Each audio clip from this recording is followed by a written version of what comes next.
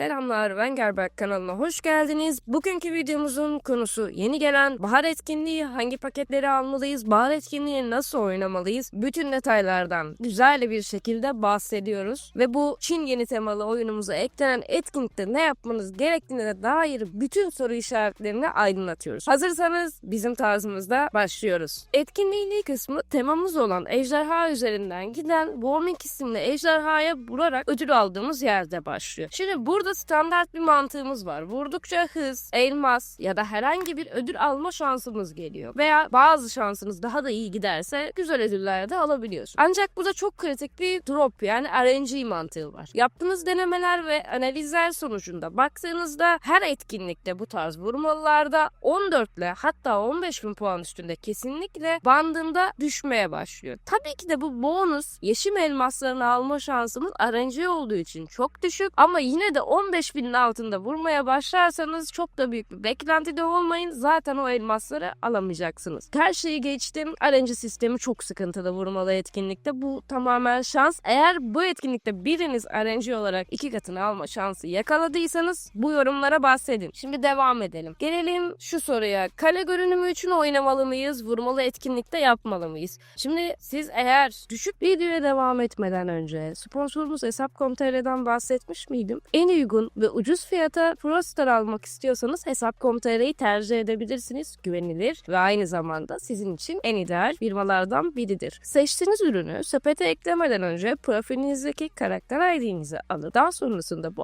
ID'yi girmeniz gerekir. Böylece birkaç dakika sonra Frostar'larınız hesabınıza yüklenecektir. Satın almak istediğiniz paketlerin miktarına göre Frostar karşılıkları vardır. Güvenli, uygun bir şekilde alışveriş yapabilirsiniz. Hatta bunu yaparken bana destek olmak istersen referansımla videonun açıklamasındaki siteden kayıt olabilirsin. Yatırımcıysanız ve oyuna fazla para harcamıyorsanız ki buradaki sıralamada insanlar sizden daha fazla puan harcıyorsa kesinlikle buraya para harcamanız mantıksız. Çünkü düşük yatırımcıların o kale görünümü alma şansı biraz daha zor. Zaten bu balina oyunculara hitap eden şehir görünümü toplama mantığı diye düşünebilirsiniz. Bu yüzden ilk 10 sıralamaya giremeyeceğinizi düşünüyorsanız buraya oynamak çok mantıksız. Yapmanız gereken tek şey, size verebileceğim en iyi tavsiye, günlük 300 vurma hakkını doldurmaya çalışın. Bu hakla birlikte her gün 300 vurma hakkından esans taşınızı, 2 mitik parçanızı ve hızlandırmaları alın. Gelelim paketler kısmına. Şimdi buradaki paketleri ne yapalım? Bunları almalı mıyız Ela diye soruyorsanız hemen sizin için yanıtlayayım. 250 liralık paket aslında çok az ödül sağlıyor ama burada 250'yi almadan 500'lü paketi alamıyoruz. Ben bu tarz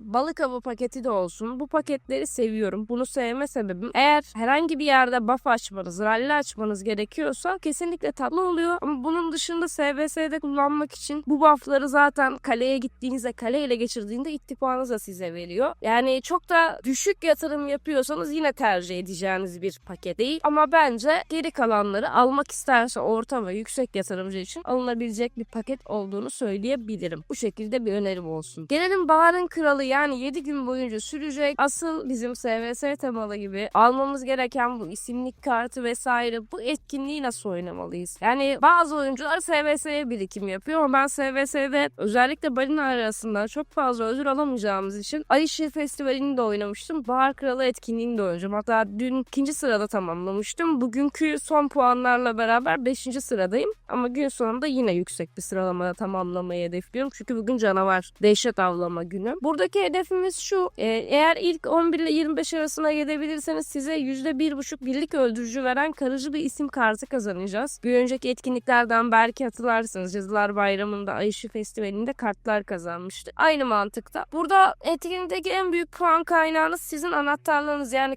kenarda biriktirdiğiniz epik gelişmiş görevlendirme anahtarlarınız varsa bunları harcamanın tam zamanı. Etkinliğin belirli günlerinde bunlardan puan veriyor. Özellikle etkinlik günlerini kontrol ederek ilerleyebilirsiniz. Burada söyleyeceklerim bu şekilde olur. Etkinlikle ilgili harcamalarınızı, birikimlerinizi, günleri özellikle kontrol ederek düzgün ve düzenli şekilde yaparsanız sizin için yararlı olur. Özellikle etkinliğin şu anki 2. gününde kutup dehşeti avlamanız gereken, sizin free olarak kazanabileceğiniz en yüksek puanlardan biridir. Mümkün olduğunca kutup dehşetlerine ralleşip puan kazanmaya çalışın. Gelelim mini oyun servet küpü taktiğine, şu ok attığımız oyuna. Bu servet küpü mini oyununda ok atarak puan topluyoruz. Bu çok basit bir etkinlik ama yapmanız gereken şeyi sizin için şöyle özetleyeyim. Bu etkinlikteki çıkan bardaki sarı küçük barlara, yani küplerin kulplarına eğer atış yaparsanız ve bu atışlar sürekli tekrar ederse isabet halinde daha fazla puan topluyorsunuz. Böylece sezonluk görevleri daha hızlı bitirebilirsiniz. Mantığı bu şekilde ilerliyor. Ona yakın şekilde atmaya çalışın. Mümkün olduğunca sizin için daha fazla puan demektir. Bu oyunu oynamaktan çekinmeyin. Giriş ödüllerinden gelen etkinlik puanlarını alın. Bol bol oynayın. Buradan da bedava ödüller kazanıyoruz. Bunu kaçırmayın arkadaşlar. Son olarak bahar kutlaması paketlerinden bahsedelim. Buradaki paketlerden eğer oyuna gerçekten düşük yatırım yapıyorsanız ilk olan 250 liralık paketi tavsiye ediyoruz. Çünkü bahar kutlaması bize çerçeve veriyor. Birlik savunması statü almamızı sağlıyor ve bundan sonrası artık biraz daha maliyetlerin arttığı, daha yüksek yatırım oyuncuların gittiği bir yer. Özellikle demiştim ya ilk etkinlikte, Niang'a vururken puan kazanan ilk 10 sıralamadaki daha yüksek harcama yapan oyuncular önünüze geçebilir. Dikkatli olun. Buna göre düşük yatırım yapıyorsanız zorlamayın kale görünümü demiştim. İşte bu paketleri alarak daha fazla puan elde edebilecekler. O yüzden buraya dikkat edin. Burada 250 liralık avatar çerçevenizi aldıktan sonra eğer oyuna yüksek miktarlar yatırmıyorsanız hiç ilerlemenize gerek yok. Bu şekilde size önerimi de vermiş olayım. Gelelim geçen sene Kayısa'nın dükkanı bildiğiniz gibi Ayşe etkinliğinde ya da bazı festival etkinliklerinde yine gelmişti. Burada Kayısa'nın dilek evinde yapmanız gerekenler belirli günlük görevlerini tamamlayıp bu dilek haklarını çevirmek. Eğer parayla almadığımızı düşünürsek tamamen yine düşük yatırımcı mantığında söylüyorum. Eğer şansımıza bu patilerin 4 köşelerinden birine denk getirirsek çok yüksek puan alabiliyoruz. Yine burada da kendi şansımızı deneyip kutu eşyetlerini avlayıp günlük görevlerimizi yapıp biletleri almaya çalışacağız. Dükkan kısmından Ela ne alacağız dersen oraya da geçtiğimizde size şöyle söyleyeyim. Her zaman bu etkinliklerde ne diyorum? Biz kesinlikle ilk olarak Mithril alıyoruz. Yani bizim Kayısa'nın dükkanında eğer maksimum puan yapabilirsek ki balinaysanız harcama yapıyorsanız 60 tane Mithril alma şansınız var. Bu gerçekten yüksek bir miktar ve Mithriller bizim için kırmızı donanımlara geçtiğimizde neredeyse vazgeçilmez. Onları toplamak çok zor oluyor. Bu yüzden Mithrilleri almaya odaklanıyoruz. Onun dışında günlük 5 patiye bize TP veriyor. Karakterimizin yani kahraman donanımını geliştirdiğimiz TP'yi veriyor daha doğrusu. O çarkı alıyoruz. Bunun dışında ne alabiliriz diye sorarsanız Mithril'den de sonra yani tılsımlar, tasarım planları bunlar işinize gelebilir ama ben ateş kristallerinin alınmasını çok fazla önermiyorum. Biz oyundan biriktirmeye başlarsanız fener görevinden ya da herhangi bir yerden fazlasıyla ateş kristali alıyoruz. Buradaki aldığınız puanları ateş kristallerine harcamak sizin için bence worth değil. Tavsiye etmiyorum. Dediğim gibi tılsımlar, tasarım planlarına gidebilirsiniz. Hatta kahraman TP'sine de gidebilirsiniz. Ama ateş kristalini çok fazla önermiyorum. Yine de size kalmış. Hani FC atlamanız gerek ya da bir etkinlikte puan basmanız gerekiyor. Onun için kullanmak istiyorsanız olabilir ama çok verimli olacağını düşünmüyorum. Kayısa'nın dükkanı hakkında da bahsedeceklerim bu kadar. Sizler de bu etkinlikte neler yaptığınızı, nasıl oynadığınızı paylaşmak istiyorsanız videoyu beğenerek